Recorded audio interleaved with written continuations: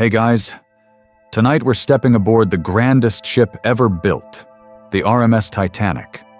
You're standing on the crowded dock at Southampton on a breezy morning in April 1912, the kind where seagulls squawk with such confidence you almost believe they own the port.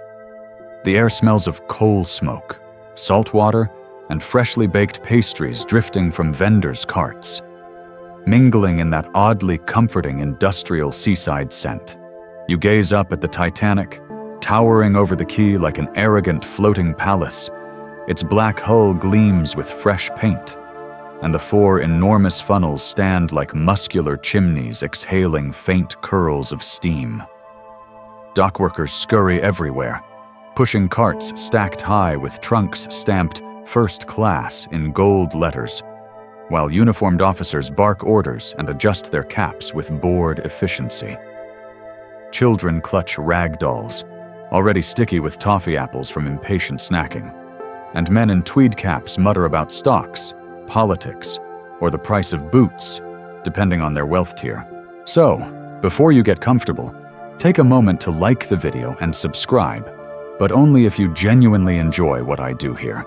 As you queue to board, your stomach flutters with excitement and a hint of dread. The ship's hull smells faintly metallic as you touch it, almost as if it's humming under your fingers, ready to cross the Atlantic at a speed no human has ever truly felt. You probably won't survive this, but let's not ruin the vibe before you even walk up the gangway. Nearby, a stout porter struggles to lift a trunk while muttering about more hats than sense under his breath. A small terrier in a pearl-studded collar yaps in irritation, as if scolding the humans for their clumsiness. A bored teenage girl leans against her luggage tower, reading a yellow-paged romance novel she probably won't finish before New York. Historians still argue whether that novel survived in her handbag, or sank with her memories into the deep. You clutch your boarding pass as officers check each passenger with detached precision. Third-class families shuffle forward, eyes wide with hope and exhaustion. They carry massive bundles tied with rope, bedding, cookware, maybe some homemade jam hidden in a blanket roll. You overhear an elderly Irish woman say she's never seen a ship so large, her voice trembling with awe and fear in equal measure. The boarding ramp creaks under the constant stomp of leather shoes and hobnailed boots. A first-class couple sweep past you, the woman's perfume sweet and powdery like sugared violets, leaving a cloud of fragrance that mingles with the coal smoke in a strangely aristocratic pollution. Inside, the ship's corridors gleam with polished brass and rich wood paneling. Even the gangway smells expensive, like varnish, lemons, and linen freshly ironed by a steward earning half your annual wage. You hear a porter whisper that the Titanic cost over $7 million to build, a number so colossal it feels fake, like a child's claim of seeing a dragon. But then again, here she is, a dragon of steel and rivets, ready to devour the Atlantic. In the first-class reception room, a steward gestures for you to step aside as millionaires file past, nodding politely as if royalty by birthright. A journalist scribbles in a notebook, likely describing the scene in florid detail to earn a front-page column. You wonder if he'll later exaggerate the afternoon sunshine, the shimmer of the ship's brass, or the confidence in everyone's gait as they board the vessel no one believes can sink. You adjust your coat and grip the banister as you step aboard, feeling the solid vibration of the decks underfoot. The ship hums with life, with steam pulsing through pipes and engines breathing deeply far below. A little boy in a flat cap clutches his father's hand and whispers, "Papa, will we see whales?" His father chuckles softly, though worry creases his brow. Perhaps about work waiting in America, or debts left behind in England. Historians still argue whether Titanic's lifeboat drill scheduled for that Sunday morning could have changed anything if Captain Smith hadn't canceled it. Maybe it would have made chaos slightly less chaotic, or saved a few extra lives. Maybe it wouldn't have mattered at all.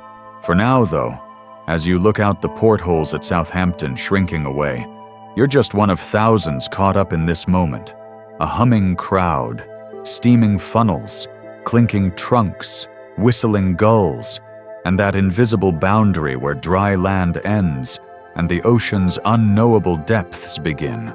Now, dim the lights. Maybe turn on a fan for that soft background hum, and let's ease into tonight's journey together. You wander along the plush carpets of Titanic's first-class corridor, feeling the springy give under each step like walking atop a very expensive cake.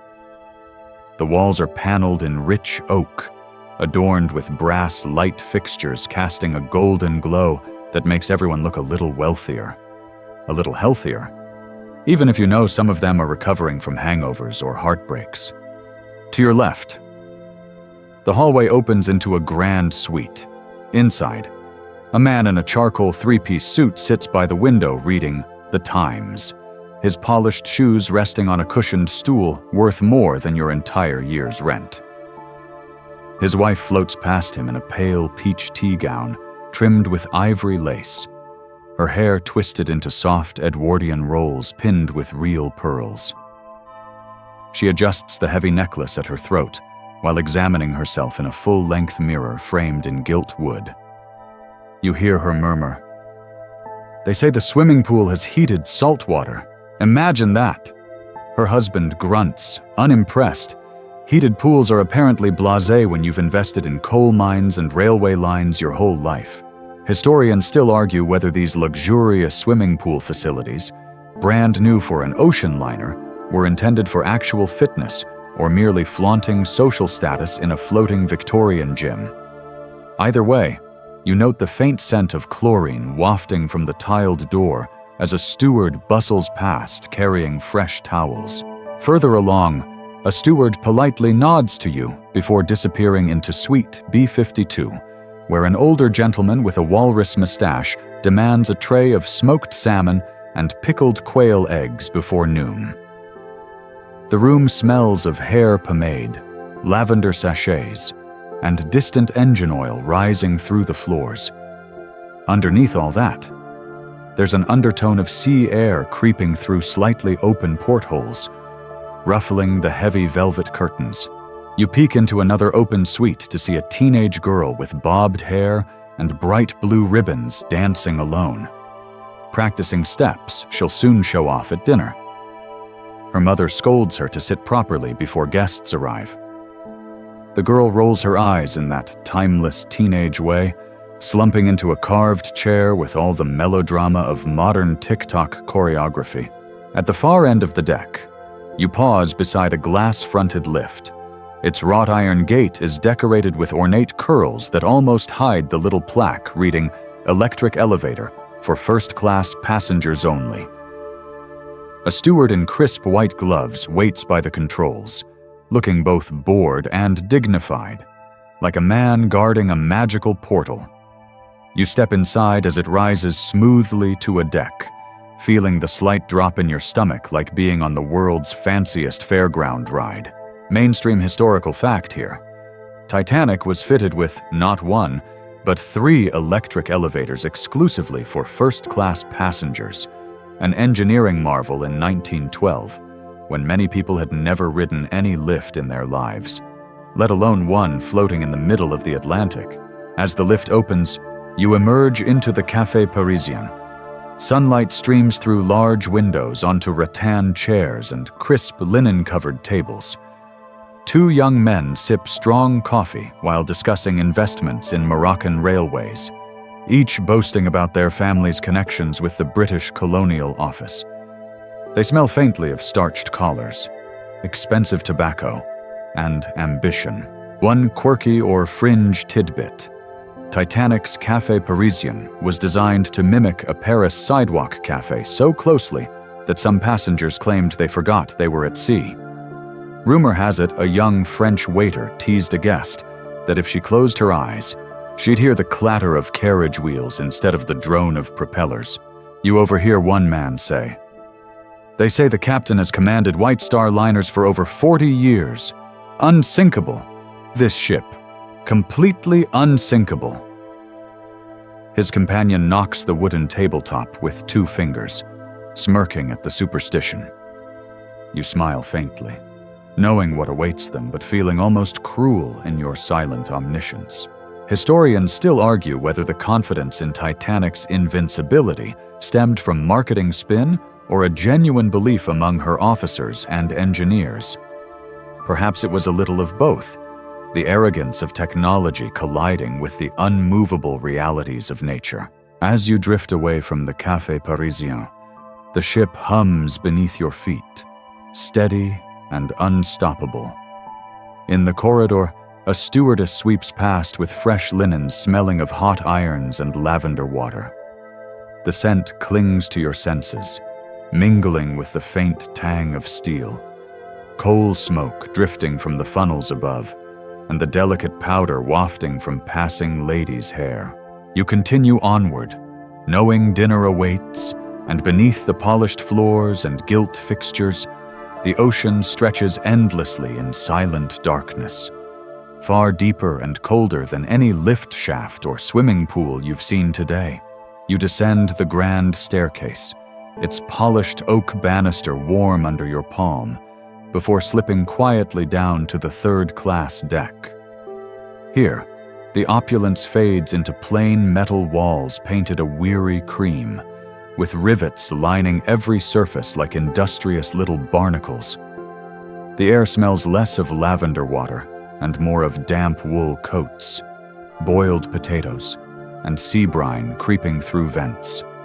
You trudge along narrow corridors lit by bare bulbs dangling from cords, flickering each time the ship's engines pulse below. The passageways echo with laughter, crying babies, and the low rumble of conversations in a dozen languages: Norwegian, Irish, Italian, English tinged with county dialects so thick they feel foreign even to other Brits. In one cabin, a large Irish family unpacks together. A mother with calloused hands and a kerchief tied tightly around her head hums softly while folding thin blankets onto bunks. Her youngest child clings to her skirt, thumb jammed in his mouth, eyes wide with sleep-deprived curiosity. His older brother, freckled, hair sticking up like straw, clambers onto the top bunk triumphantly, nearly hitting his head on the low ceiling pipe. A teenage girl nearby brushes out her long, dark hair before braiding it tightly, murmuring a prayer that the salt air won't ruin it before they reach America. Her brother teases her about finding a Yankee husband within a week. She whacks him gently with her hairbrush handle, the clack echoing off the riveted walls. Historians still argue whether Titanic's third-class accommodations were the best ever seen on an emigrant liner, or just slightly cleaner steerage compared to older ships. Certainly, these passengers felt grateful. They had flushing toilets, running water, and bunks with crisp white sheets instead of straw mattresses reeking of mildew and rats. You pass an open doorway where a tall Swedish man is carefully repacking his leather boots into a cloth bag. He frowns, muttering about the customs inspection before boarding. He'd spent hours convincing inspectors that his woodworking tools weren't concealed weapons. You glance down at his rough carpenter's hands, nails rimmed with grime despite fresh scrubbing, and wonder what new homes or businesses they might build if he survives the voyage. A mother soothes her fussy baby, pressing her cool palm to its sweaty forehead while humming an old Gaelic lullaby. You catch a few words about swans, reeds, and lost kings. The tune curls through the corridor like incense smoke, soothing in its melancholy simplicity. Mainstream historical fact: over 700 passengers traveled third class on Titanic, making up nearly half of everyone aboard. Many dreamed of new beginnings, seeking work in factories, joining husbands already settled, or escaping debts and famine back home. As you walk, a young Italian man greets you with a nod, wiping sweat from his brow after wrestling his trunk under the bunk. He smells of old leather, olive oil hair pomade, and the tangy scent of homemade cheese wrapped in wax paper at the bottom of his luggage. One quirky or fringe tidbit. Some third-class passengers smuggled cured meats and cheeses aboard to avoid paying for extra meals in port towns, risking confiscation by customs officers who sometimes kept the treats for their own dinners. Children dart past your legs, chasing each other through the cramped corridors despite their mother's warnings. Their shrill laughter echoes off steel walls, momentarily overpowering the engine's deep thrum below. You glance into a washroom with rows of tiny sinks, each fitted with a single cold water tap. A stout Englishwoman wearing a flowered apron splashes water onto her flushed cheeks, sighing in relief. Her husband teases her that she'll catch cold before reaching New York. She flicks water at him in playful defiance. Historians still argue whether passengers' improved hygiene facilities reduced diseases on these crossings, or merely reduced complaints about stench. You return to the main third-class common room, where the wooden benches are filled with weary travelers unpacking, dozing, or simply staring at the walls in quiet wonderment. Some hold rosaries, some press hands to folded letters, and others clutch the metal bars of bunk frames as though anchoring themselves to this temporary floating home. The ship hums around you like a sleeping mechanical beast, propellers churning seawater into white froth far below. For these passengers, each vibration underfoot is a reminder of progress, away from failed harvests, family feuds, or cramped villages, towards a city skyline they can barely imagine. As you move through the corridor, a thin elderly man with sunken cheeks taps your shoulder and gestures excitedly at his bunk, whispering in broken English, "America, soon. Good work, good bread." His eyes shine with hope so intense it almost hurts to look at him, as though he's already tasting the bread he dreams of baking. And in that moment, surrounded by the smell of boiled potatoes, soap, coal smoke, and seawater rust, you feel a flicker of their hope yourself, even if, deep down, you know what fate awaits them all. The sun hangs low over Southampton, casting golden streaks across the harbor as Titanic's mighty whistles boom into the chill morning air. You stand on the boat deck, clutching the rail, feeling its cold metal bite your gloved hands, while the vibrations of the ship's life pulse up your arms. Below, crowds wave and shout, hats lifted in farewell, voices swept away by the sudden blast of the horn so powerful it rattles your ribs. Around you, first-class passengers cluster together in tailored coats and elaborate hats, murmuring polite farewells to the receding quay. A lady beside you dabs her eyes with a lace handkerchief, though her tears seem more for spectacle than grief. Her husband peers through a brass telescope, narrating each building they pass as if he owns half the port. A sailor nearby adjusts a thick mooring rope with practiced flicks of his wrist, humming a sea shanty under his breath. His song fades when the ship's engines thrum harder, sending a judder through the deck plates beneath your shoes. You tighten your grip on the rail, feeling the power surging through this floating palace of steel and dreams. Mainstream historical fact. On departure, Titanic nearly collided with the SS New York when its massive propellers sucked the smaller ship from its moorings, only narrowly avoiding disaster thanks to quick thinking by Captain Smith and nearby tugboats. Historians still argue whether this near collision was a bad omen or simply a testament to Titanic's immense displacement and raw power. As you gaze over the side, you spot the New York bobbing perilously close, its hull tilting towards Titanic like a drunken dancer. Gasps ripple through the deck as stewards usher passengers back, fearing snapped lines or flying debris. Children squeal in delight, thinking it all a grand adventure. A father crouches to reassure his wide-eyed daughter, joking, "Well, pet, if we sink here, At least it'll be shallow. She giggles nervously, clutching her rag doll tighter, one quirky or fringe tidbit. Some passengers claimed that during the near collision, the vibration caused glasses in the dining rooms to rattle so violently that a few shattered, peppering white linen tablecloths with crystal shards before stewards could whisk them away. Once the New York is secured again, the Titanic's engines resume their deep, rhythmic thump. The crowd exhales collectively, relief mingling with renewed excitement. The ship glides out of Southampton water, seagulls wheeling above its towering funnels, the smell of churned salt water and coal smoke filling your lungs. It feels like standing on a moving city, the vibrations constant beneath your soles, promising unstoppable forward motion. Beside you, a portly gentleman in a brown bowler hat lights a thick cigar, its pungent smoke curling around his jowls. He puffs with self-satisfaction, proclaiming loudly that the collision was merely an entertaining interruption, nothing more. His wife hushes him, glancing around to ensure their social standing remains unblemished by brash commentary. You wander along the boat deck, past rows of lifeboats resting snug in their davits.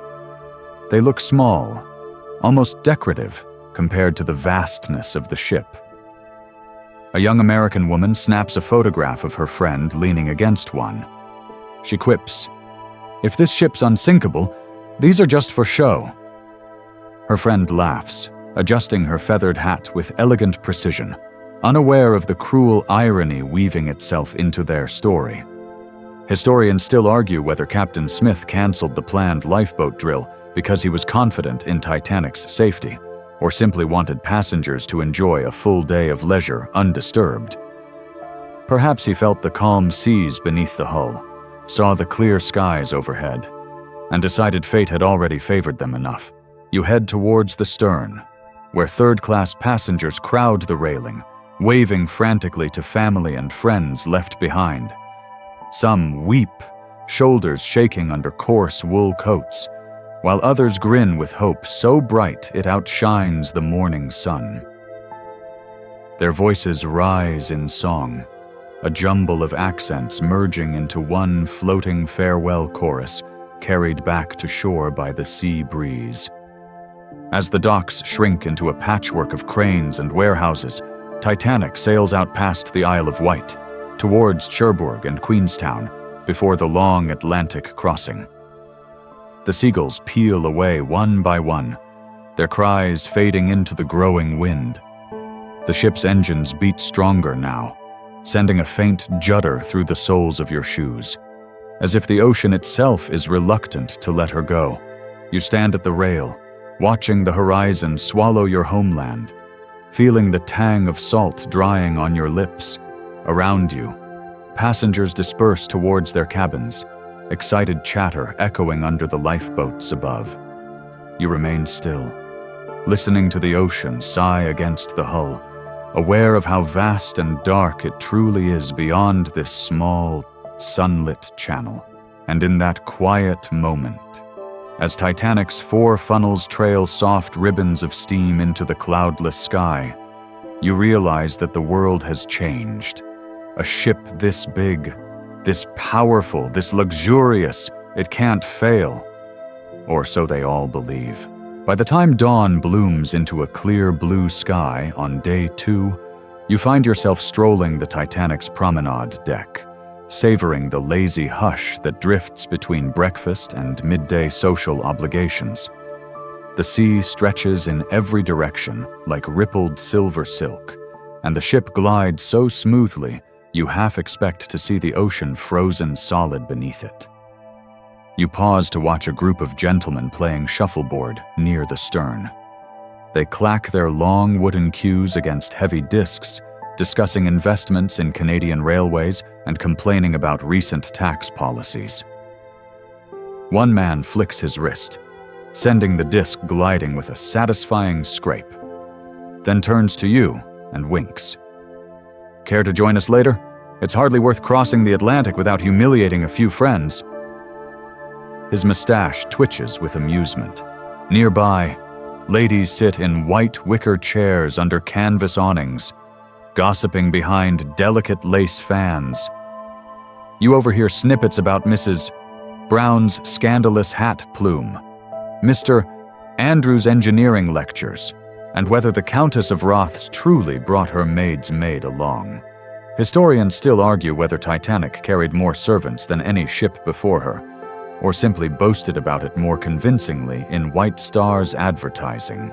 Mainstream historical fact: Titanic's first-class passengers enjoyed a gymnasium, Turkish baths, a heated saltwater swimming pool, and even a squash court, luxuries unthinkable for most land dwellers of 1912, let alone sea travelers. As you wander forward, you spot two children playing with a hoop and stick, shrieking with laughter as the hoop wobbles across the teak deck planks. Their nanny, dressed in sensible gray wool, scolds them for nearly tripping a passing steward balancing a tray of lemonades. The steward wobbles but regains his poise, continuing without spilling a drop, the mark of a true professional, one quirky or fringe tidbit. Titanic's deck chairs were rented for the duration of the voyage. For a small fee, stewards would reserve your preferred chair each morning with a metal tag bearing your name, sparking occasional squabbles among those who fancied identical sunlit spots. You glance over the railing, feeling the cold Atlantic breeze ruffle your hair. The lifeboats above creak softly on their davits as the ship sways ever so slightly. Below, waves split apart around the hull, frothing white before curling back into undisturbed blue. Somewhere deep beneath you, propellers churn the ocean with relentless, unseen force. Further along, you pass the glass doors of the gymnasium. Inside, a gentleman in braces and shirt sleeves pedals furiously on a stationary bicycle contraption, cheeks flushed with exertion. An instructor stands beside him, arms folded, repeating, "Faster, sir, faster. You'll need legs like pistons to impress New York brokers." The man laughs breathlessly, sweat dripping from his temple onto the polished wooden floor. Historians still argue whether these exercise sessions were sincere attempts at maintaining fitness or merely a fashionable morning diversion before rich lunches and afternoon naps in brocaded cabins. You continue your stroll, relishing the salty tang on your tongue. Ahead, a steward offers fresh scones from a silver tray, their buttery scent swirling around your senses. You take one, its warmth seeping into your cold fingers as crumbs drift onto your coat. For a moment, you close your eyes, chewing slowly, hearing nothing but the steady thrum of the engines below, the breeze whistling through rigging wires, and distant laughter trailing across the deck. A young American couple lean against the railing, holding hands and staring out to sea. The woman rests her head on his shoulder, whispering something about honeymoons and New York apartment shopping. He replies, voice low and earnest, "We'll find a place near Central Park. Promise." You note her hat bobbing with each nod, the ostrich feather trembling in the breeze like a frail ship's pennant. One man paces the deck briskly in a thick wool coat despite the bright sun. He mutters under his breath, counting steps and tapping his pocket watch every 20 paces. You catch. "Must keep circulation going. Father died of apoplexy," before he strides past, ignoring your amused smile.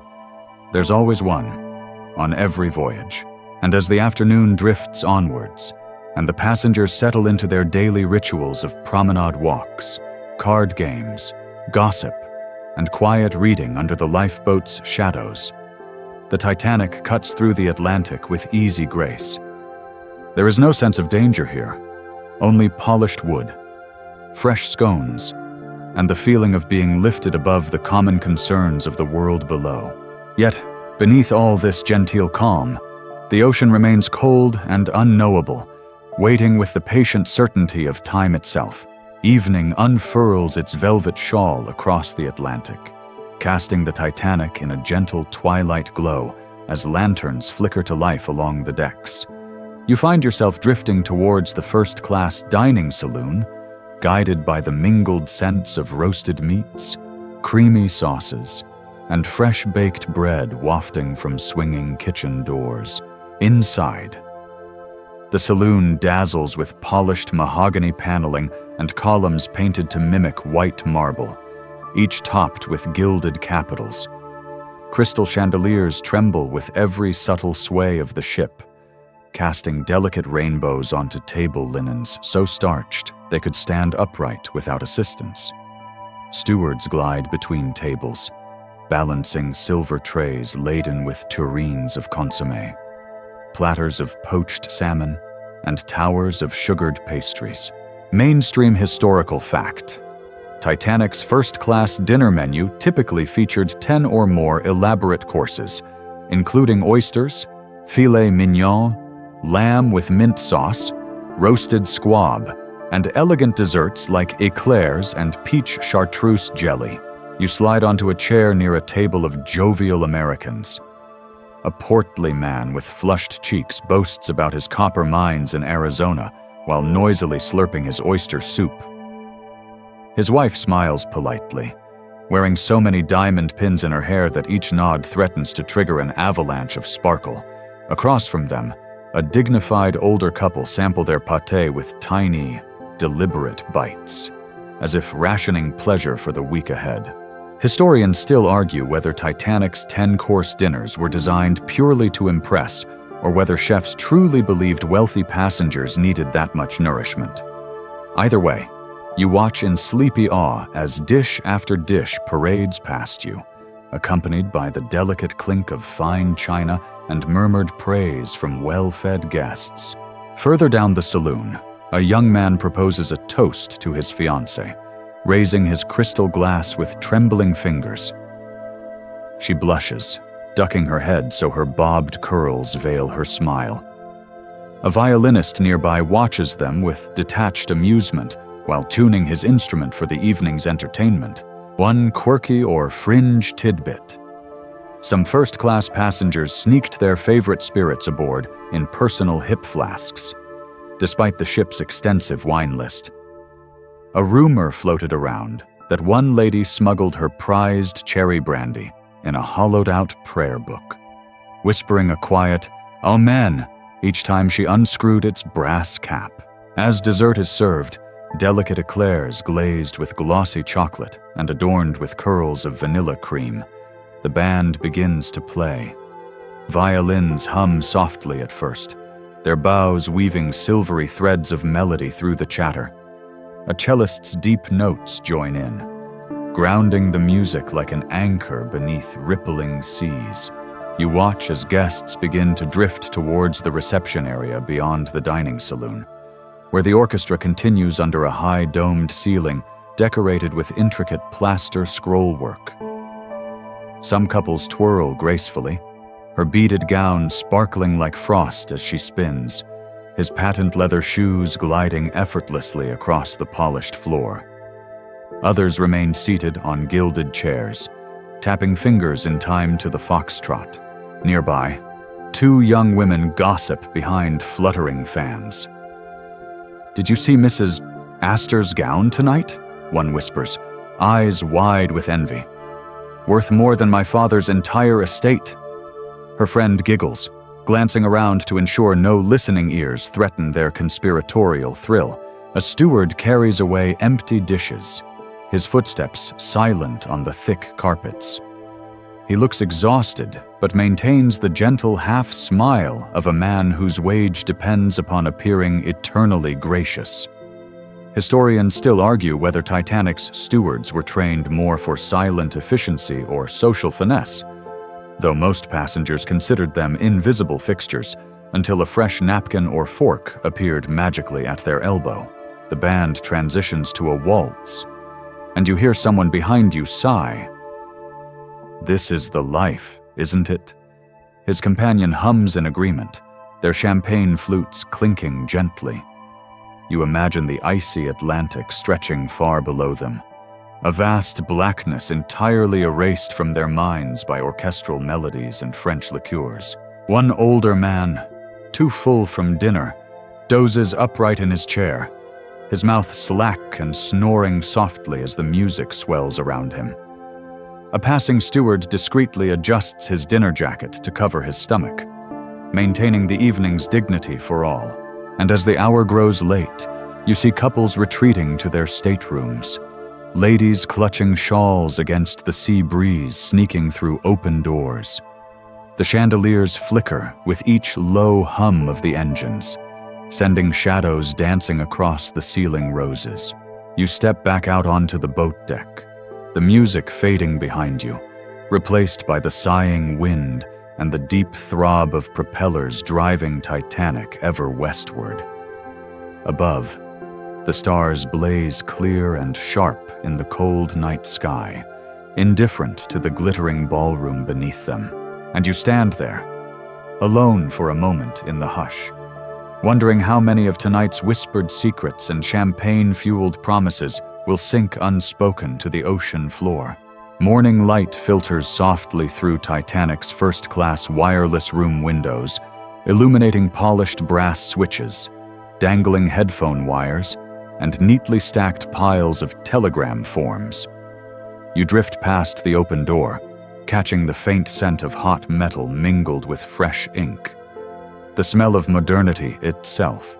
Inside, the two Marconi operators, Jack Phillips and Harold Bride, sit hunched over their instruments like monks at an altar of crackling static.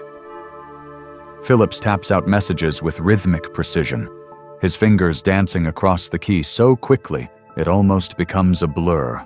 Bride flips through scribbled paper slips, his eyes scanning lists of passenger telegrams awaiting transmission to loved ones ashore. One quirky or fringe tidbit. Some passengers insisted on sending telegrams simply for the novelty, writing things like, "Sending this from mid-Atlantic because I can." A decadent boast unthinkable for those crammed in steerage far below. Mainstream historical fact: Titanic received at least 6 iceberg warnings on April 14th alone, each transmitted in clipped Morse code from nearby ships reporting growlers, bergs, and field ice scattered across their paths. You watch Phillips grunt in irritation as an incoming message interrupts his paying traffic. With a flick of his wrist, he scrawls down the coordinates and sets the slip aside without urgency. He's too busy relaying dinner party invitations, banking orders, and declarations of safe arrival from passengers eager to impress friends back home. Historians still argue whether Phillips and Bride truly underestimated the danger or simply trusted Titanic's reputation too deeply to prioritize caution over telegram commissions. Perhaps they were just exhausted. After all, Bride had only slept a few hours since sailing. His dreams no doubt riddled with dots and dashes. You continue along the corridor, feeling the ship's vibration hum through your shoes. A steward passes by carrying a tray of boiled eggs, the sulphurous scent trailing after him in a strangely comforting way.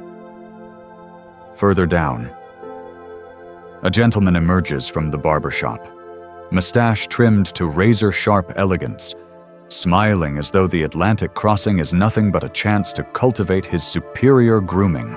Back on the boat deck, cold wind slaps your cheeks as you stand watching waves slip by like wrinkled silk sheets. Overhead, rigging wires whistle in the breeze, and faint strains of piano music drift from the smoking lounge below, where early risers sip black coffee laced with brandy. You hear a woman's laughter ripple out the open windows, buoyant and unaware. Nearby, a young steward in a white jacket leans against the railing, eyes half closed. He mumbles softly to himself. "Home next week. Ma's stew. God, I miss Ma's stew." The wind snatches away his words, leaving only the longing in his voice to echo back from the churning wake. One man flicks through the morning newspaper while leaning against a lifeboat, David, tutting at a story about New York traffic fatalities. Terrible drivers there, he mutters, unaware of the irony curling around his words like cold fog. As afternoon approaches, another iceberg warning arrives from the steamer Masaba. Phillips takes it down, distracted, busy transmitting the backlog of passenger messages to Cape Race, Newfoundland.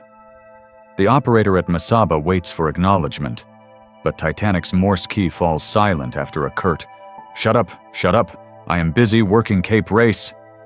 His headphones crackle with dismissive finality. Historians still argue whether that warning could have altered Titanic's course if properly passed to the bridge.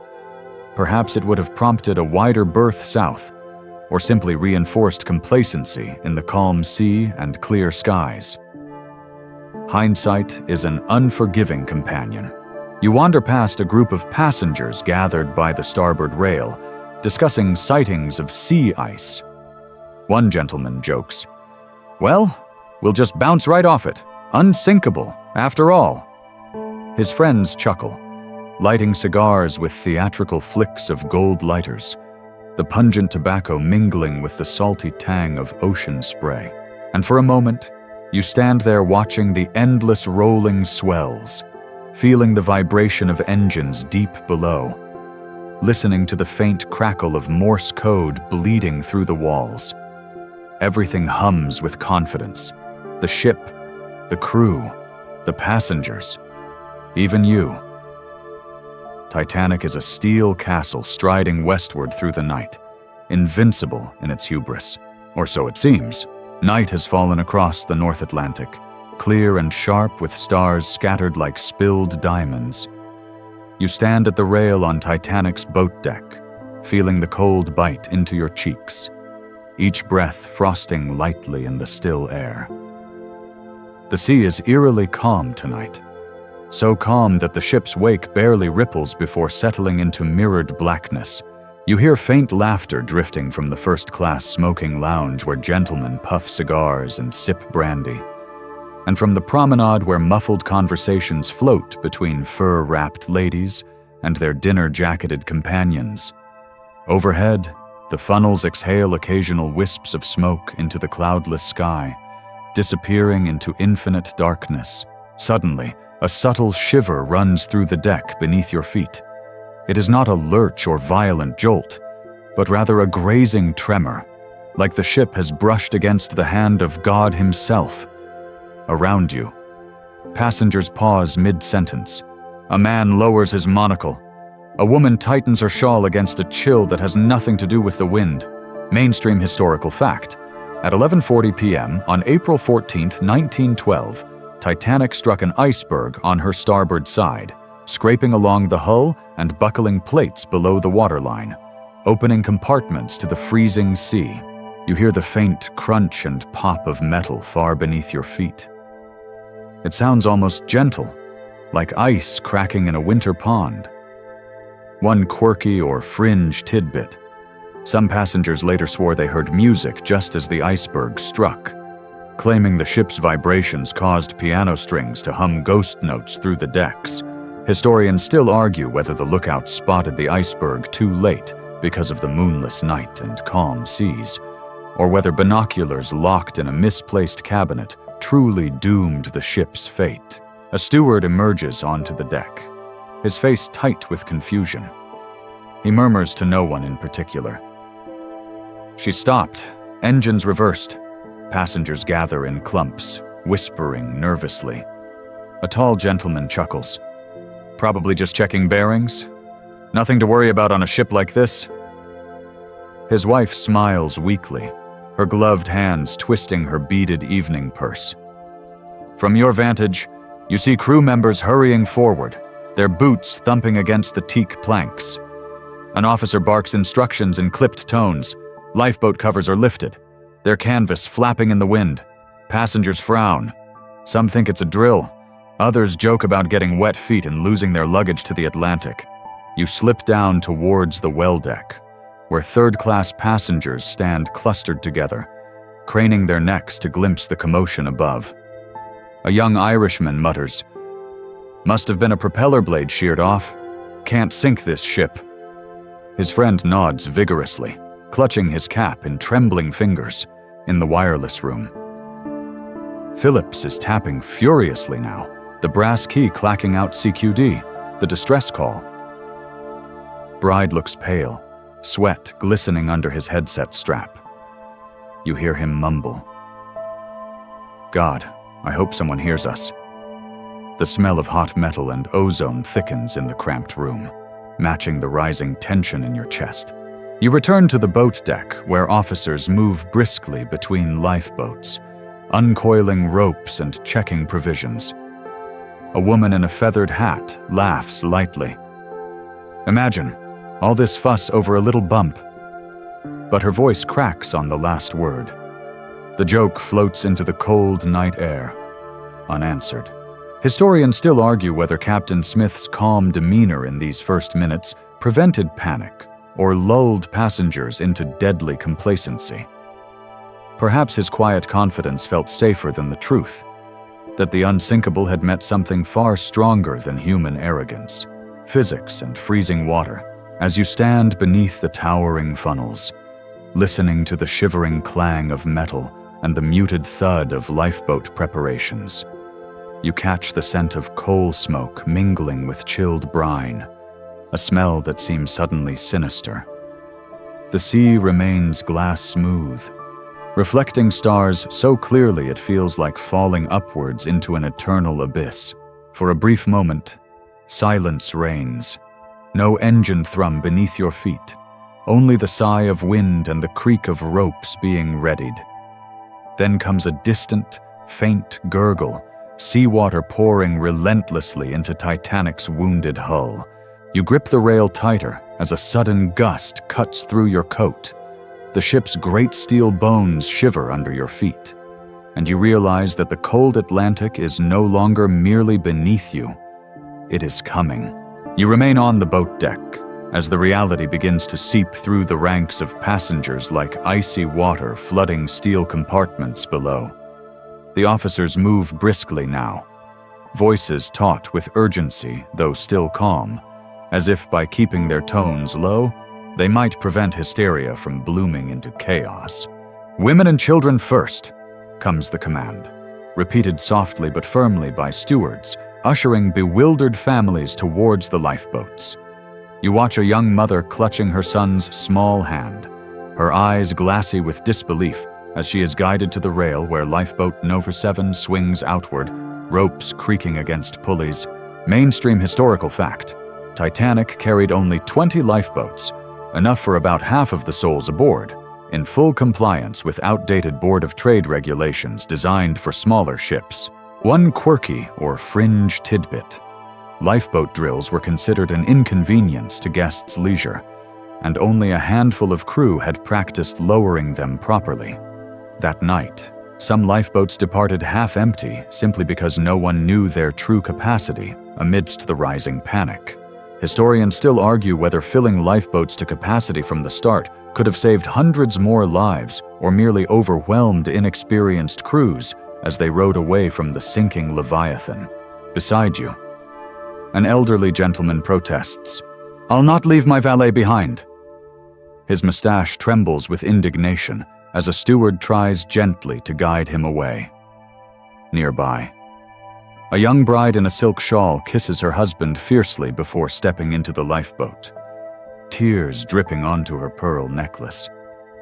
"Promise me," she whispers, gripping his hand so tightly her knuckles whiten. He nods silently, jaw clenched in futile resolve. You watch as the first lifeboats are lowered with glacial slowness, swaying dangerously against the hull. Passengers scream when metal scrapes metal in jarring shrieks.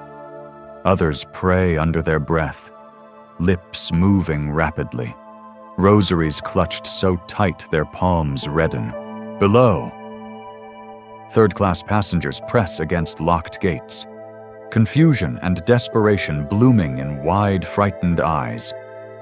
A steward tries to explain they must wait for clearance to reach the boat deck, his voice breaking as he repeats instructions to people who do not understand English. A teenage girl in a tattered shawl sobs uncontrollably, clutching a battered cloth doll to her chest. Her father pounds his fists against the barred gate, shouting in Irish-accented English, "They're leaving us here to drown!" You feel the tilt beneath your feet grow steeper with each passing minute. Plates in the galley crash to the tiled floors. Somewhere below, a piano tumbles forward with a discordant scream of snapping strings. Water surges into the forward compartments with unstoppable force, rising steadily past iron stairwells and gleaming mahogany paneling. On deck, a group of young men cluster together near lifeboat number 9. They murmur jokes about learning to row once aboard, voices pitched high with forced cheer. One glances at you and winks, teeth chattering from cold or fear, perhaps both. "We'll just paddle her to New York, eh?" His laugh cracks halfway through, shriveling into silence. Historians still argue whether class prejudice dictated access to lifeboats or if sheer confusion prevented fair evacuation. Third-class women with children were finally allowed through only after the tilt became undeniable, by which time the boats were nearly gone. Far forward, you glimpse Thomas Andrews, Titanic's designer, standing in the first-class smoking room, staring blankly at the ornate fireplace, his life's masterpiece dying beneath him, its gilt-edged opulence a cruel mockery against the looming horror outside. Someone asks him where to go. He answers softly without looking up. "Put on your life jackets. The ship will sink." Above, the stars remain sharp and indifferent, blazing in the moonless sky. The funnels exhale their last ghostly wisps of steam, fading into the endless dark.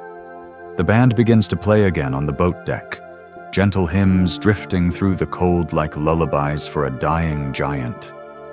You hear the soft strains of "Nearer, my God, to Thee," the violin's notes trembling in the frigid air. One woman sobs into her gloved hands, keening quietly, rocking back and forth as she whispers, "This can't be happening. This can't be happening."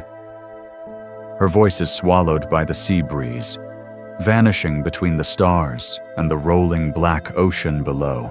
And as the lifeboats descend, creaking like ancient pulleys in forgotten wells, you realize that each one carries not only people, but hopes, secrets, confessions unspoken, and memories that will drown tonight in the cold Atlantic. You cling to the starboard rail as the Titanic's bow sinks lower into the freezing blackness, the stern rising imperceptibly behind you. The tilt is enough now that passengers stumble along the sloping deck, clutching at rails, ropes, or each other, trying to keep balance as the Atlantic claims its prize inch by inch. The band continues to play under electric lights that flicker with each metallic groan beneath your feet. Violins and cellos weave fragile threads of sound through the panic, hymns merging with ragtime melodies in an oddly comforting dissonance. Mainstream historical fact: Bandmaster Wallace Hartley and his musicians played until the final moments, their music calming many passengers in those last terrifying hours.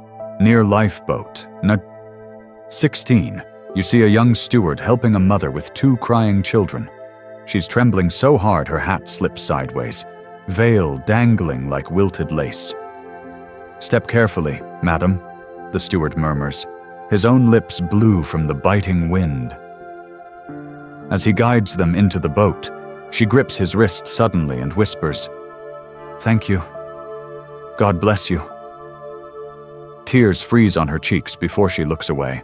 One quirky or fringe tidbit: some stewards and firemen stuffed thick bread rolls into their pockets as they helped load lifeboats, believing they might starve adrift at sea.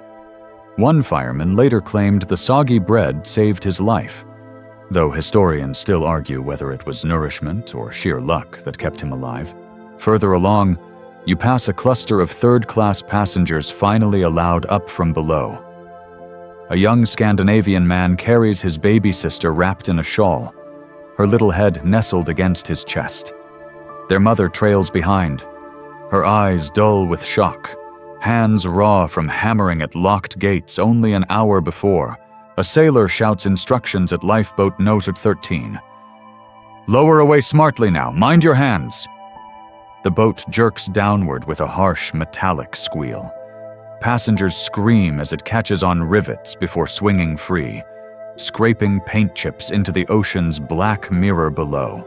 Historians still argue whether Titanic's officers expected the ship to sink entirely, or whether many believed it would merely settle partially submerged until rescue arrived. In these moments, hope clashed violently with physics, each lifeboat lowering a small confession that human engineering was not God's equal after all. You stagger towards the stern, past silent groups praying rosaries and men lighting cigarettes with shaking fingers. One gentleman strikes match after match, unable to keep the flames steady. He curses softly each time the wind snuffs it out, before finally tossing the matchbook overboard in weary defeat. A woman kneels by her husband, who sits slumped against a ventilator casing, staring at nothing.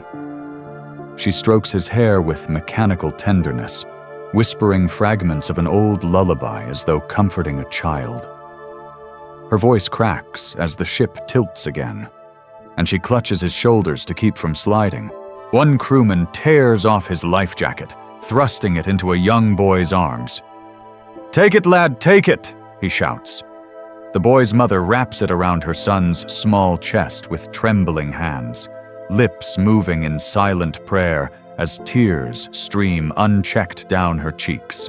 The temperature drops further, each breath slicing into your lungs like glass shards. Frost forms on metal rails, and ropes stiffen with ice. Somewhere below, water roars through companionways, swallowing carpeted halls and polished staircases in unstoppable cold darkness. The bow is nearly under now, waves crashing against promenade windows. You hear a sudden wrenching screech, steel buckling, plates tearing apart. Passengers scream, clutching each other as deck chairs slide violently forward, smashing into rails or tumbling into the sea below. Historians still argue whether Captain Smith died in the wheelhouse or leapt into the ocean to swim for a lifeboat. Eyewitness reports vary wildly. Some claim they saw his cap floating on the waves, bobbing lonely under the starlight like a lost crown. You grip the rail as Titanic shudders violently, tilting further, her mighty hull groaning under pressure never intended by her designers. The band's final notes waver in the frigid air, swallowed by roaring water and the cries of thousands of terrified souls.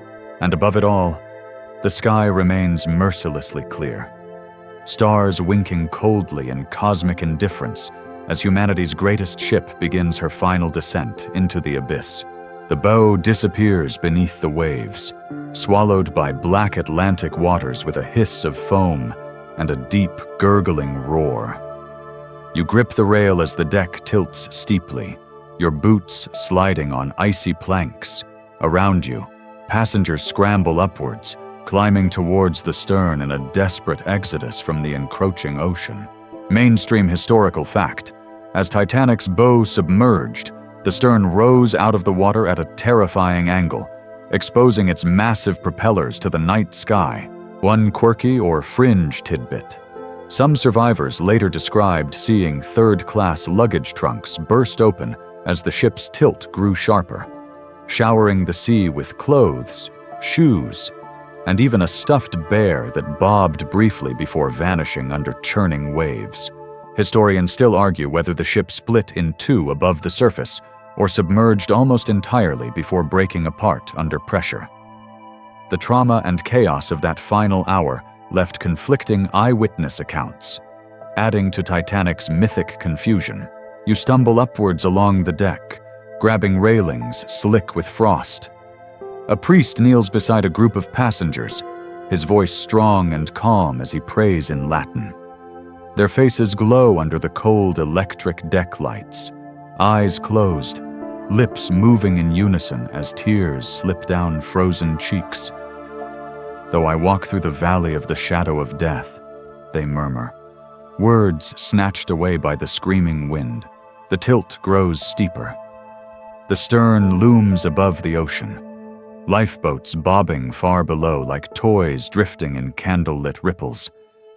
A steward clutches a davit post, sobbing helplessly, his crisp white jacket streaked with coal dust and seawater. Nearby, a teenage boy in a wool cap grips the railing, staring wide-eyed at the chaos. "She's going under," he whispers to himself, voice shrill with disbelief, far below. Water rushes through portholes and promenade windows, exploding outward in geysers of foam. Furniture tumbles forward inside, chairs, tables, pianos smashing against gilded walls in echoing thunder. Crystal chandeliers shatter as ceilings buckle under rising pressure. You watch as two stokers emerge from a companionway, faces blackened with coal dust. One kneels and crosses himself shakily before stumbling onwards. His companion mutters, "We done our part, mate. Nothing left now." His voice cracks, trailing off into silence as they disappear towards the stern rail. Historians still argue whether the band's final song was "Nearer, My God, to Thee," or a lively ragtime piece to keep spirits calm. Survivors' memories diverged under shock. Some heard prayer, others defiance, and a few heard nothing but the ocean's roar. The cold bites deeper now. Frost glitters on your coat sleeves. You pass a young couple clinging together, foreheads pressed close. The woman sobs.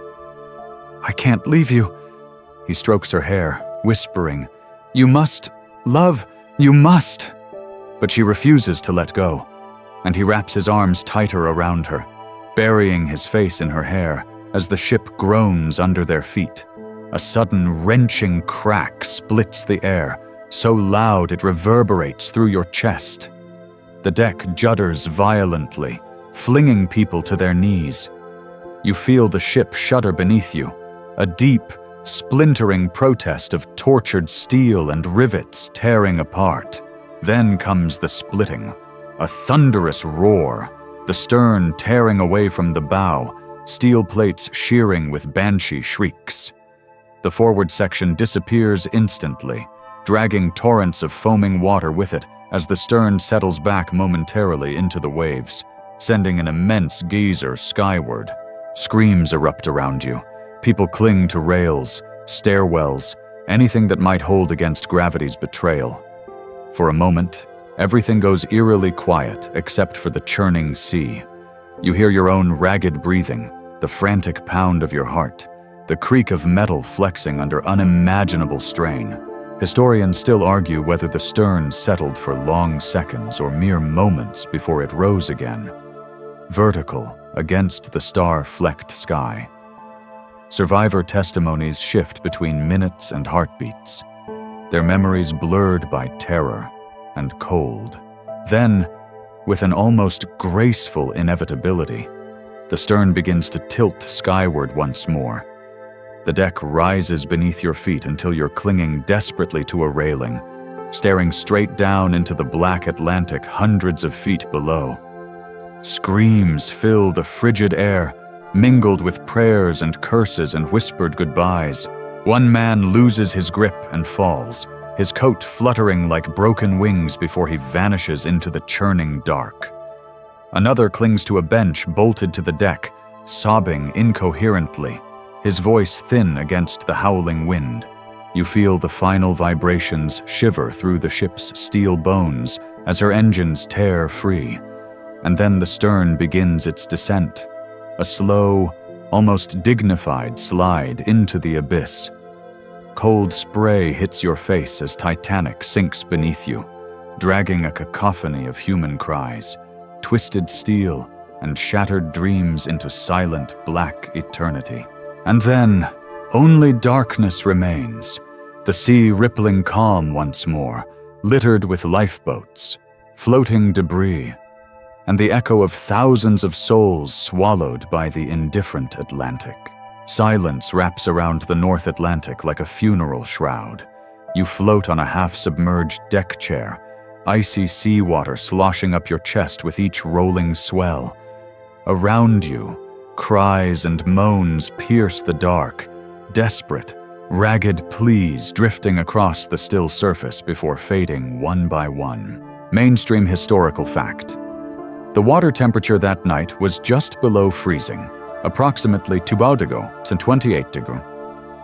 Death from hypothermia came swiftly, within 15 to 30 minutes for most, as the cold sapped body heat faster than they could produce it.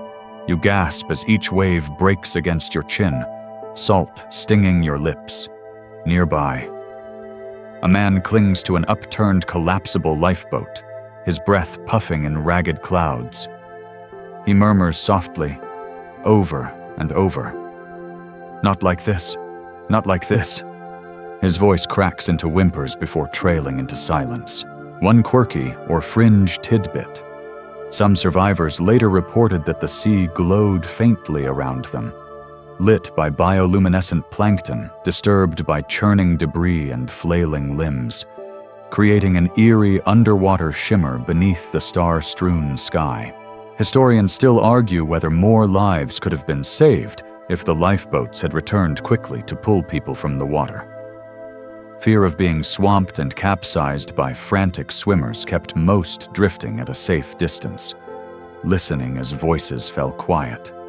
One by one, far off, you see lifeboats clustered together, shadowy shapes under the stars.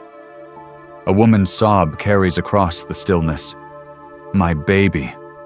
Where is my baby?" Her wails pierce your chest sharper than the cold. Another lifeboat, filled with men who rowed to stay warm, circles aimlessly under orders to remain clear until rescue arrives. You shiver violently now, teeth rattling uncontrollably. Your soaked clothes grow heavy with each passing minute, dragging you lower in the frigid water. A wooden panel drifts by with a shoe balanced atop it, bobbing like a forgotten toy. Somewhere close, a man calls out in a hoarse voice, "Is anyone there? Please, God, someone answer!" No one replies. Above, the stars remain dazzling and silent, each tiny sun burning millions of miles away, indifferent to your suffering. You tilt your head back, gasping icy air into aching lungs. Frost forms in your eyelashes, blurring Orion's belt into trembling streaks of white. One lifeboat finally rows closer, voices urging haste. Hands reach down to pull a young steward from the sea, his hair crusted with salt, eyes glazed with shock. As they lay him in the bottom of the boat, he whispers, "They're all gone," before his breath rattles silent. Another man tries to clamber aboard but slips back into the water with a splash, his outstretched fingers scraping along the hull as he sinks. A sailor leans over, murmuring, "God rest you, mate," before pushing away with the oar to prevent capsizing. Historians still argue whether Titanic's engineers, who remained at their posts to keep lights burning until the last, deserve greater honor than the captain or officers. Their sacrifice ensured passengers could see their way to lifeboats, even as freezing seawater surged around their ankles. You float on your half-submerged chair, feeling numbness crawl steadily from your feet to your chest. The cries are fewer now, scattered groans punctuating the quiet lapping of the ocean. The gentle slap of water against debris sounds almost peaceful if you pretend not to hear the final gurgling breaths around you. Your eyelids grow heavy, salt and frost clumping your lashes together. You think of warm beds, of steaming soup, of the rhythmic clop of horses on Southampton cobblestones. The memory flickers, replaced by the infinite black of the Atlantic. In the distance, a faint orange glow rises along the horizon. Rockets from lifeboats burst overhead, trailing shimmering sparks that drift down to fizzle in the sea. Hope flutters weakly in your chest. Perhaps a ship has seen them. Perhaps help is coming. But for now, The cold holds you in its relentless embrace, wrapping every nerve in numbness, quieting your shivers, slowing your thoughts. Around you, the cries fall silent one by one until only the ocean remains, rippling gently beneath the indifferent stars. Hours pass in the freezing darkness, each minute stretching into an eternity of numbness and faint delirium. You drift in and out of consciousness, jolted awake each time a wave slaps icy spray across your face. Your limbs feel like marble, heavy and unresponsive. Breathing grows shallow, your chest tightening with each ragged inhale. Then, on the horizon, comes a faint glow. Not the cold flicker of rockets this time, but a growing golden light that bleeds upwards to silhouette lifeboats and debris. The RMS Carpathia has arrived, her funnels smoking gently under the pale dawn sky as she slows through ice-strewn waters. Mainstream historical fact: the Carpathia arrived around 4 a.m., nearly 2 hours after Titanic had vanished beneath the sea, responding at full steam after receiving the wireless distress call. One quirky or fringe tidbit: passengers aboard Carpathia woke to see lifeboats alongside. Believing initially it was a routine transfer from another liner, only when shivering, crying survivors were carried aboard did the scale of tragedy become horribly clear. Historians still argue whether the Californian, only 10 miles away, but with its wireless operator asleep, could have reached Titanic in time to save all aboard had her crew realized the distress rockets were genuine and responded immediately. From your drifting perch in the water, Carpathia's lights seem impossibly distant, a golden city bobbing on the horizon. You hear faint shouts as crew lower gangway nets and lifeboats row towards her hull. Each oar stroke creaks through the quiet dawn. Some passengers wail with relief upon reaching her side. Others sit mute, eyes glazed, clutching soaked blankets with trembling fingers. In one lifeboat, a young steward helps a lady step onto the rope ladder. Her slippers drip seawater as she climbs shakily, skirts clinging to blue-tinged legs. She pauses halfway, looking back at the sea where her husband disappeared hours before, then continues upwards without a word. Nearby, an officer lifts a child from a boat, wrapping him in a tartan blanket. The boy shivers violently, teeth chattering so hard they sound like castanets. "Mum's gone," he whispers to no one in particular, eyes staring through the officer into the cold gray sky beyond. On deck, Carpathia's passengers gather, wrapped in wool coats against the biting dawn breeze. Some hand out cups of steaming broth. Others simply watch in silent horror as boat after boat arrives, crammed with the shocked and dying. You see a young man from the Titanic orchestra carried aboard, his fingers blackened with frostbite. A doctor presses warm compresses to his hands as he stares at nothing, lips moving silently. Another man collapses onto the deck, sobbing into his elbows as a steward drapes a blanket around his shoulders. Historians still argue whether enough was done to support survivors emotionally in the aftermath. Many were released from Carpathia in New York with no funds, clothing, or relatives to greet them. Wandering dazed through city streets as newsboys shouted headlines about the sinking. Far below in the Carpathia's infirmary, stewards lay out blankets and cocoa for the weakest. A woman rocks back and forth on her cot, clutching a life jacket to her chest like a child with a favorite toy. Another repeats softly, "We were unsinkable. We were unsinkable," until her voice dissolves into soundless sobs. Above, the sun creeps higher, illuminating bobbing wreckage scattered across the sea, cork life jackets, shattered deck chairs, splintered wood paneling, and small frozen bodies drifting quietly among them. Sailors lean over rails to gaze at the floating debris, their expressions numb with grief. One lifeboat rows past an iceberg towering pale blue against the dawn, streaked with scratches of Titanic's paint along its base. A silent monument to the unbreakable meeting, the Imov Able. And as the last lifeboat is hauled up and secured, Carpathia turns east towards New York, its decks crowded with survivors wrapped in blankets, silent or softly weeping as the wind bites at their tear-streaked faces. You watch the horizon recede, the place where Titanic slipped beneath the sea growing smaller behind them.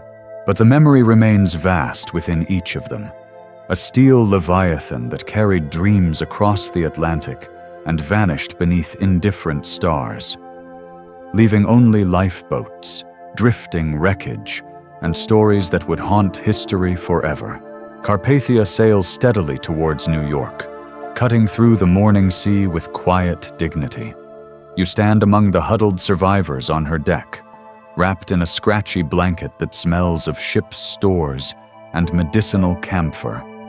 The horizon stretches flat and gray ahead, a silent promise of landfall and rescue, though the faces around you remain blank, hollowed out by trauma and cold. Mainstream historical fact: of the approximately 2,224 people aboard Titanic, only 706 survived. Over 1,500 men, women, and children were lost to the Atlantic that night, making it one of the deadliest maritime disasters in peacetime history. One quirky or fringe tidbit: survivors arriving in New York were offered hot cocoa, brandy, and oranges by local relief agencies. Many wept at the taste of warm liquid after hours adrift in salt water and freezing air. Historians still argue whether the disaster's true catalyst was iceberg blindness, corporate greed, class discrimination, or pure hubris, or whether, like most great tragedies, it was a chain of small decisions that led to a catastrophe no single person could reverse. You watch a young steward press his forehead to the cold rail, eyes clenched shut as silent tears leak down his soot-streaked cheeks. Nearby, an elderly woman clutches her daughter's shawl, now wrapped around her own shoulders, staring into the waves without blinking. Every so often her lips twitch, as if forming silent prayers or unspoken names. A group of first-class gentlemen gather at the stern, their elegant suits salt-stained and wrinkled. One, once boastful about his millions, sits cross-legged on the deck, hands trembling as he cups a steaming tin mug. He stares at the rising steam with haunted eyes, whispering, "It's all gone. She's all gone." Farther forward, an officer of Carpathia reads names aloud from a damp, handwritten list. Each name carries its own ripple of grief as survivors nod or shake their heads, eyes welling with tears when a beloved is not among those rescued. A child clutches a steward's hand tightly, asking, "Will Papa be waiting in New York?" The steward swallows hard before replying softly, "Let's hope so, little one." You walk among them, the hum of Carpathia's engines vibrating faintly underfoot, mingling with the clink of cups and quiet murmurs. Some passengers remain motionless, staring across the endless gray sea, lost in private memories of glittering chandeliers, polished staircases, warm cabins, and laughing dinner companions. Historians still argue whether Titanic's loss fundamentally changed maritime safety out of respect for human life, or purely to avoid insurance payouts and lawsuits. The International Convention for the Safety of Life at Sea was born of her sinking, mandating lifeboat space for all aboard any passenger ship thereafter. One sailor mops the deck near the bow, pausing every so often to gaze at the survivors wrapped in blankets. His hands grip the mop handle too tightly, knuckles white with silent fury or grief. You cannot tell which. Near him, a young woman clutches a bundle wrapped in cloth. You realize with a jolt it is not her baby, but a life jacket she refuses to release. Fingers curled tightly around its canvas strap, as if it is the only solid thing left in her world. Above, seagulls wheel in the gray sky, shrieking hungrily as they follow Carpathia's wake towards New York. The ocean rolls beneath you, vast and silent, swallowing the wreckage and secrets of Titanic into its cold depths forever. And in the hush of that long journey, you hear fragments of whispered prayers, muffled sobs, the dry rasp of blankets being pulled tighter, and the ever-present sigh of waves against the hull. The survivors breathe together like a single grieving body, carrying forward a shared trauma that will shape their lives and the world's memory of human arrogance and hope. The sun breaks through for a moment, casting a pale gold light across the water, illuminating weary faces and tangled hair. You tilt your head back, eyes closed, feeling its warmth against your salt-crusted skin. For an instant, it feels like blessing or forgiveness or simply the reminder that dawn still comes, even after the longest, coldest night. And as Carpathia sails onward towards New York's harbor, its decks heavy with stories of loss and survival, you realize that nothing will ever feel quite as safe again. The journey towards New York draws to its solemn close. You stand at Carpathia's rail as the gray skyline of Manhattan emerges from the mist, a jagged silhouette bristling with promise and dread. Around you, survivors gather in silent clusters, clutching blankets tighter as city sounds drift faintly over the cold morning water. Tugboat whistles, gulls crying, the distant clatter of dock cranes preparing to unload cargo. Mainstream historical fact: Carpathia docked at Pier 54 just after 9 p.m. on April 18, 1912, met by thousands of silent New Yorkers crowding the wharves and streets, waiting in rain and gloom to see who had survived. One quirky or fringe tidbit: some Titanic survivors refused medical treatment upon arrival, desperate to reach telegraph offices first to notify family before newsboys printed their names in morning headlines. Historians still argue whether White Star Line's management acted callously by immediately arranging hotel rooms only for first-class passengers, leaving steerage survivors to fend for themselves in a strange city with no funds or family to claim them. You watch as reporters swarm Carpathia's gangways, notebooks and pencils clutched like weapons, shouting questions into the drizzle. Flashbulbs ignite with ghostly pops of white light, illuminating gaunt, tear-streaked faces as passengers descend unsteadily onto the dock. Near you, a woman clutches her child to her chest, her eyes red-rimmed but dry. A well-dressed man steps forward, embraces them tightly, and bursts into ragged sobs, his expensive hat tumbling unnoticed into a puddle by his polished shoes. Further down the dock, stewards help elderly survivors into waiting carriages. A priest murmurs blessings over each bowed head. Police officers hold back crowds pressing forward with morbid curiosity, their faces pale as they catch snatches of whispered accounts. Iceberg, lifeboats, screaming in the dark. You see a young steward collapse to his knees on the pier's cold planks, head bowed, shoulders shaking with silent grief. His white jacket is stained with seawater, the buttons tarnished with salt. A Red Cross nurse kneels beside him, wrapping her arm around his shaking back as he buries his face in trembling hands.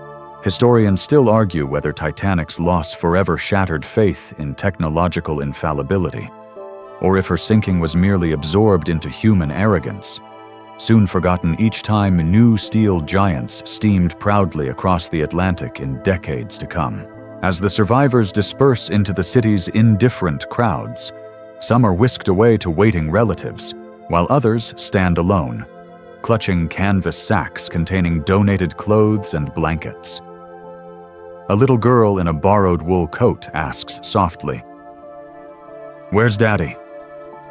As a relief volunteer takes her hand, leading her towards a carriage waiting to ferry them to temporary shelter. You look back one last time across the harbor, seeing Carpathia resting at her pier, her decks now quiet. Far out at sea lies Titanic's grave, 2 miles down in freezing blackness, her steel halls silent, chandeliers dark, carpets silted with deep ocean mud. Sea anemones drift along balustrades where once men in crisp white jackets carried trays of champagne and caviar. The city skyline blurs as cold drizzle thickens into steady rain. Taxi horns blare along the docks, echoing off brick warehouses painted with peeling advertisements for cigarettes and soap. Above, electric street lamps flicker on, casting dim golden halos onto wet cobblestones as dusk falls over New York.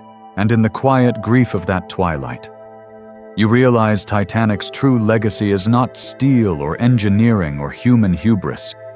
It is memory, stories whispered to children by their grandmother survivors, tales of freezing water, violins playing to the end, and the star-filled sky above the sinking of the Unsinkable. Now, as the echoes of that cold Atlantic night fade from your mind, let your breathing slow. Feel the warmth of your blanket wherever you are, a stark and comforting contrast to the drifting chill of those lifeboats bobbing beneath indifferent stars. Imagine yourself safe on calm seas, far from that dark history, rocked gently by rolling waves as if the ocean cradles you like a child. Let each inhale soften your chest. Each exhale release the tension coiled in your shoulders. Picture the gentle flicker of candlelight in a quiet cabin, the creak of wood, the rhythmic hush of water against a ship's hull in calmer times. The distant cries and haunting hymns have faded now, replaced by quiet, lapping waves and the deep, steady breathing of sleep descending. Feel your eyelids grow heavier as the story recedes into the dark ocean trench of memory, its ghosts laid to rest by your gentle acceptance. No icebergs loom in your dreams tonight. Only soft breezes, wide, calm seas, and starlight glimmering overhead like a blanket of diamonds spread just for you. Let your final waking thoughts drift into gratitude for warmth, for life, for shelter. You are here, listening.